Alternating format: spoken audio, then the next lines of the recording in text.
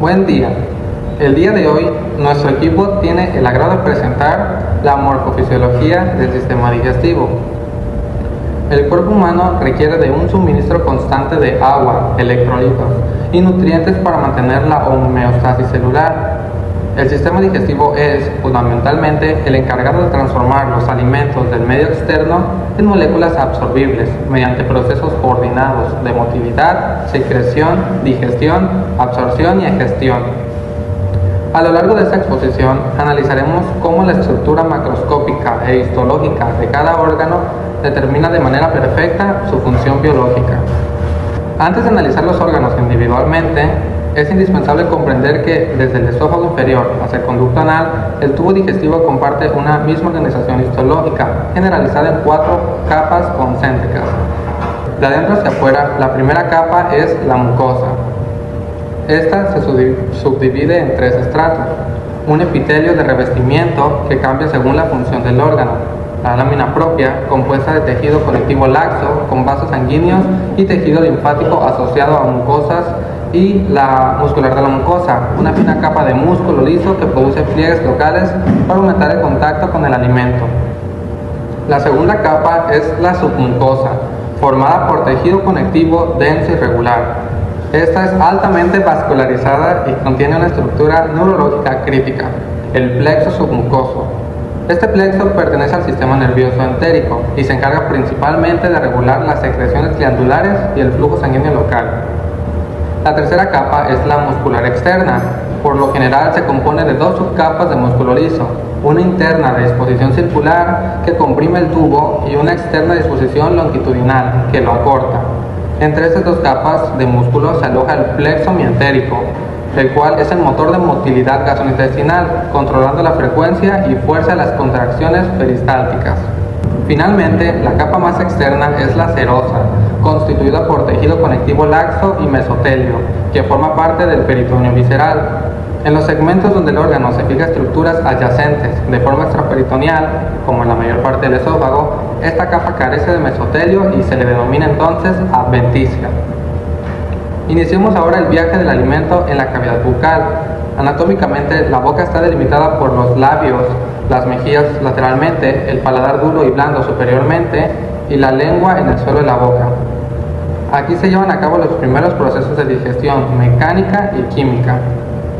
La digestión mecánica ocurre mediante la masticación, un acto reflejo y voluntario coordinado por los músculos macetero, temporal y pteroigoideos, que trituran el alimento y lo mezclan con la saliva para formar el bolo alimenticio. La digestión química se inicia gracias a las glándulas salivales.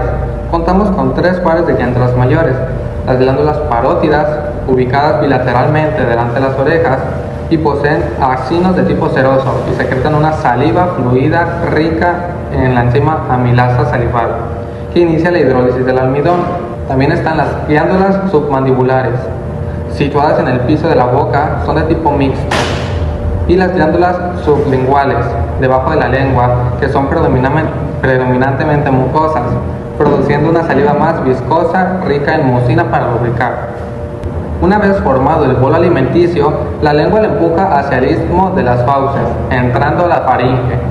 Este es un conducto musculomembranoso común para los sistemas respiratorio y digestivo. Los segmentos involucrados en la digestión son la orofaringe y la laringofaringe. Durante la deglución, que consta de una fase bucal voluntaria y una fase faringe voluntaria, ocurre un fenómeno reflejo crucial. Los músculos constrictores de la faringe se contraen, el paladar blando se eleva para cerrar la nasofaringe y la epiglotis desciende como una válvula sobre la laringe, obstruyendo la vía aérea. Esto impide de manera segura que el bolo alimenticio se desvíe hacia el árbol tranqueobronquial, dirigiéndolo exclusivamente hacia el esófago. El esófago es un tubo muscular de aproximadamente 25 centímetros de longitud y 2 centímetros de diámetro, localizado en el mediastino posterior, cuyo único propósito es transportar el bolo desde la faringe hasta el estómago. Su histología presenta una particularidad en su capa muscular externa que debemos recordar. El tercio superior está compuesto por un músculo esquelético estriado, lo que permite un control voluntario inicial. El tercio medio es una zona de transición mixta, con músculo estriado y liso, y el tercio inferior está constituido puramente por músculo liso involuntario. Su mucosa presenta un epitelio plano estratificado, diseñado para resistir la fricción mecánica del paso del alimento. El movimiento a través del esófago se realiza mediante ondas peristálticas. El peristaltismo primario es una continuación de la onda faríngea, controlada por el centro de la difusión en el bulbo raquídeo. Si el bolo es grande o seco y se detiene, los mecanorreceptores de la pared esofágica detectan la distensión local y activan el peristaltismo secundario, mediado por el sistema nervioso entérico, para limpiar el conducto. En el extremo distal del esófago encontramos una zona de alta presión de unos 3 centímetros de longitud que actúa como el esfínter esofágico inferior.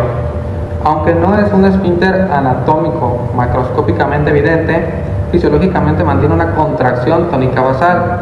Al aproximarse a la onda peristáltica, el esfínter se relaja por acción del óxido nítrico, permitiendo la entrada del bolo al estómago. Inmediatamente después, se cierra firmemente para evitar que el contenido gástrico altamente corrosivo regrese al esófago. Con esto concluyo la descripción del tracto digestivo superior y cedo la palabra a mi compañero, quien nos guiará a través de la fisiología del estómago y el páncreas.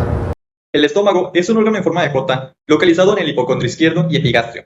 Su función principal es actuar como reservorio temporal y cámara de mezcla, transformando el bolo alimenticio en una masa semilíquida ácida llamada quimo. Macroscópicamente, se divide en 5 regiones: el cardias, el fundus, el cuerpo, el antro pilórico y el canal pilórico, el cual se conecta con el duodeno a través del píloro. A diferencia de otros órganos del tubo digestivo, el estómago posee 3 capas de músculo liso: longitudinal, circular y oblicua. Esta disposición permite realizar movimientos de mezcla, trituración y propulsión, que son indispensables para la digestión mecánica. En cuanto a la microanatomía, la mucosa gástrica está formada por un epitelio cilíndrico simple, que se invagina para formar fositas y glándulas gástricas. En ellas encontramos distintos tipos de células especializadas.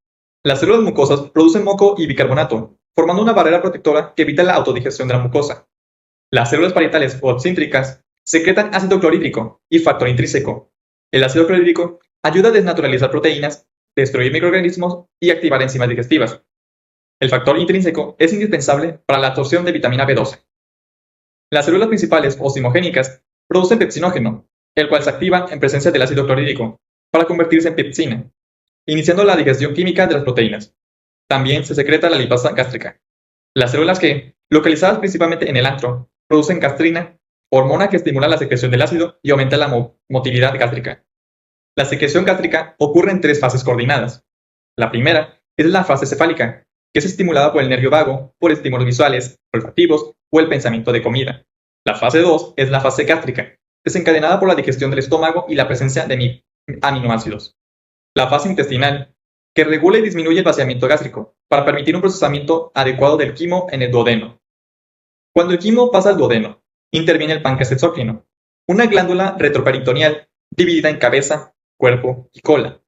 La porción exócrina representa la mayor parte del órgano y está organizada en ácidos pancreáticos.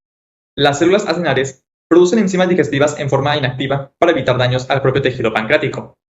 Entre ellas se encuentran el tripsinógeno, la quimotripsina y la procarboxipeptidasa para la digestión de proteínas, la amilasa pancreática para carbohidratos y la lipasa pancreática para lípidos. Por otro lado, las células ductales secretan una solución rica en bicarbonato de sodio, encargada de neutralizar la acidez del quimo y crear un pH adecuado para la acción de las enzimas digestivas.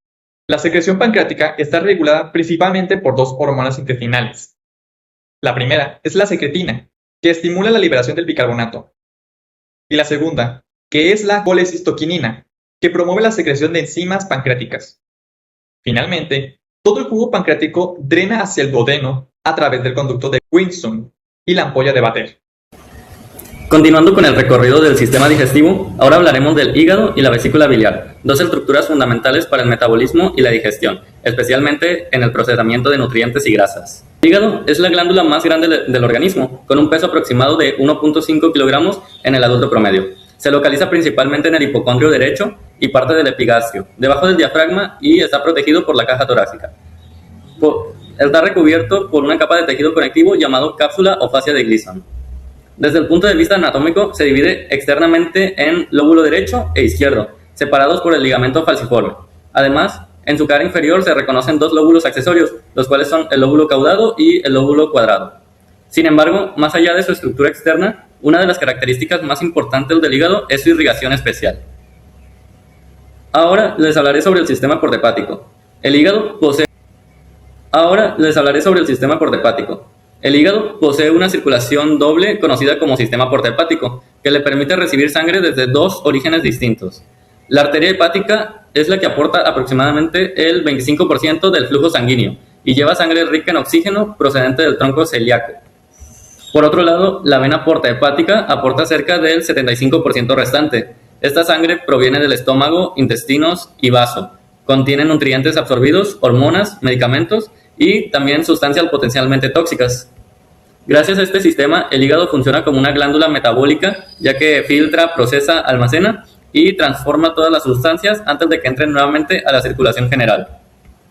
Finalmente, la sangre ya procesada abandona el órgano a través de las venas hepáticas, que desembocan en la vena cava inferior. Ahora la histología del lobulillo hepático. Para comprender cómo el hígado realiza todas sus funciones, debemos observar su unidad estructural y funcional, microscópica. El lobulillo hepático clásico.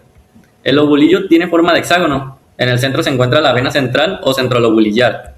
En cada vértice del hexágono se localiza el espacio porta, o también conocido de Kiernan, donde se encuentra la tríada portal, compuesta por una rama de la arteria hepática, una rama de la vena porta y un conducto biliar interlobulillar.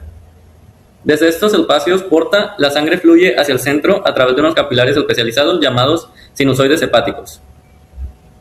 Los sinusoides tienen un endotelio discontinuo que facilita el intercambio directo entre lo que es la sangre y las células hepáticas, permitiendo que el hígado realice sus funciones metabólicas con gran eficiencia.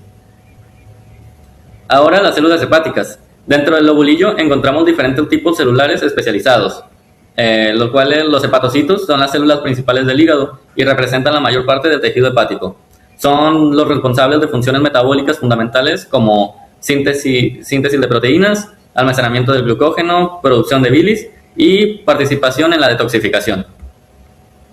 También encontramos las células de Kupffer, los cuales son macrófagos residentes localizados dentro de los sinusoides hepáticos. Su función consiste en eliminar bacterias, restos celulares y eritrocitos envejecidos que circulan por la sangre. Son agentes inmunológicos.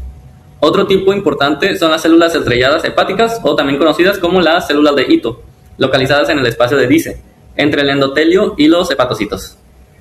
En condiciones normales, estos almacenan vitamina A, pero cuando existe daño hepático prolongado, se transforman y comienzan a producir colágeno, participando directamente en procesos de fibrosis y cirrosis hepática. Las funciones hepáticas y la bilis.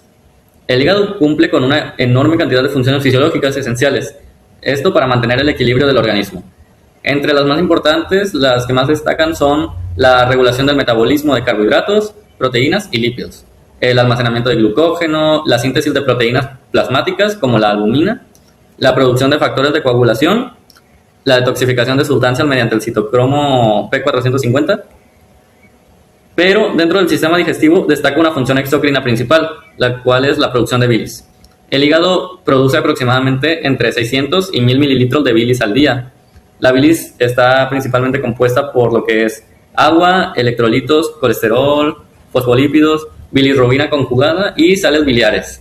Las sales biliares son especialmente importantes porque realizan la emulsificación de las grasas, fragmentando grandes gotas lipídicas en pequeñas partículas llamadas mícelas. Este proceso aumenta la superficie de contacto y permite que las enzimas pancreáticas digieran con mayor eficiencia los lípidos.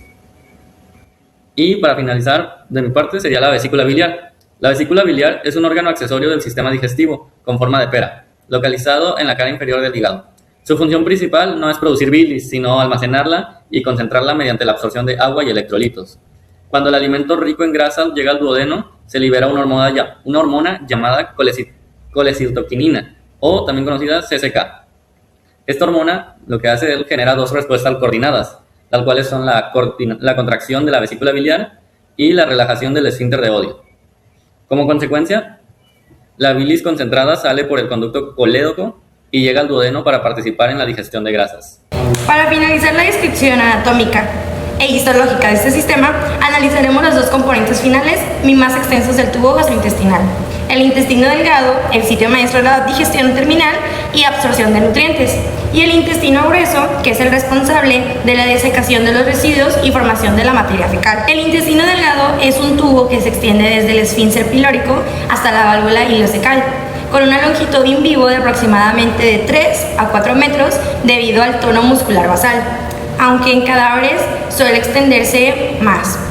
Se divide macroscópicamente en 3 segmentos. El primero es el duodeno, la porción inicial más corta, de unos 25 centímetros aproximadamente, y está dispuesta en forma de C alrededor de la cabeza del páncreas, caracterizada histológicamente por poseer en su submucosa las glándulas de Brunner, y estas son las encargadas de secretar un molco alcalino rico en bicarbonato que ayuda a neutralizar el ácido estomacal remanente. El segundo es el yeyuno, que constituye aproximadamente las 2/5 partes de la longitud restante, extendiéndose en el cuadrante superior izquierdo, siendo el sitio principal donde ocurre la absorción de nutrientes. El tercero es el ileón y son las 3/5 partes finales, ubicado en el cuadrante inferior derecho, acá, que termina en la unión ileocecal y destaca por presentar mucosos densos de nódulos linfáticos en su lámina propia, que son conocidos como placas de Peyer. Estas son cruciales para la vigilancia inmunológica frente a bacterias entéricas. Fisiológicamente, para lograr absorber eficientemente los carbohidratos, proteínas, lípidos, agua, vitaminas y minerales en este trayecto, el intestino delgado recurre a un maravilloso principio arquitectónico, o sea, aumentar su superficie interna de contacto de manera exponencial.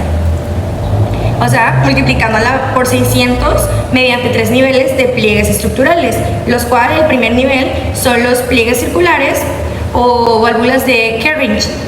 Estos son pliegues permanentes de la mucosa y submucosa, que no desaparecen con la distensión y obligan al quimo a avanzar en una trayectoria helicoidal, retrasando su paso para optimizar la mezcla.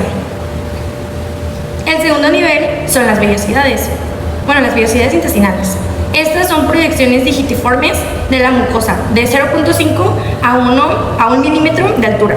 Cada vellosidad está revestida por epitelio cilíndrico simple y posee un núcleo de lámina propia que es provisto de una red capilar venosa y arterial, y también contiene un vaso linfático central como que de extremo ciego denominado vaso quilífero, el cual absorbe los quilimicrones derivados de la digestión lípida que no pueden ingresar directamente a los capilares sanguíneos debido a su tamaño. Y el tercer nivel visible es visible solo bajo microscopia electrónica de transmisión, que son las microvellosidades. Estas son súper chiquititas. Son proyecciones citoplasmáticas cilíndricas localizadas en el dominio apilar de las células de absorción, los enterocitos. Este conjunto se denomina clínicamente borde de cepillo, porque se encuentran en la membrana.